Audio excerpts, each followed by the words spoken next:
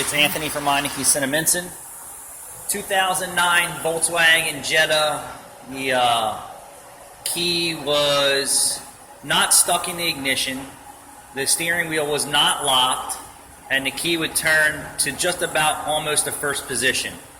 So we did this job on the fly, and I got the customer out of the way. So I figured I'd do a video, and bear with me, I'm going to explain this to you. Take the whole steering column apart. There's plenty of videos out there to show you how to do it. And here's what we did. There's a plug in the side of this ignition lock assembly. Alright, what I did is I drilled the side of it out. I popped out the spring, and there's a plug. Alright, I sprayed penetrator in there. I sprayed penetrator in the other side of the lock, which the cylinder was still stuck in there. My problem was I couldn't get it to turn to the location where you can stick a pin in and slide the ignition cylinder out. It just would not turn. So once I got this pin out, the spring and piston, all right, I was able to spray penetrator in there. I'm going to go to another image here.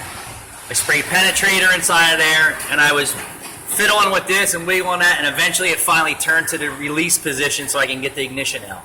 Once I got the ignition out, I was able to spray inside of the cylinder assembly and get it working perfectly fine. I used PV Blaster.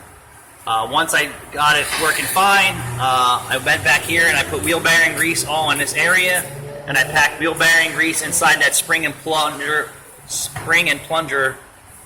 back in this image. This image here. All right, so you have to take the steering wheel off. The clock spring has to come out. The turn signal switch, the steering column module.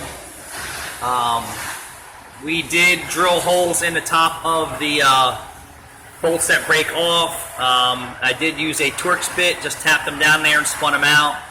It was pretty simple to get those out. This was a pain in the ass to get out. Peel the sticker off. There's a location down in here, a release tab. On the opposite side there is. Use like eyeglass flathead screwdriver. Push it down and pry it in on both sides and wiggle this out. This was a pain in the ass. But we did not have to replace anything. We didn't replace this, we didn't replace that, we didn't replace the cylinder, and I got it working perfectly fine. So drill this out, remove those parts. I hope that you have the same success. Spray penetrator inside of there.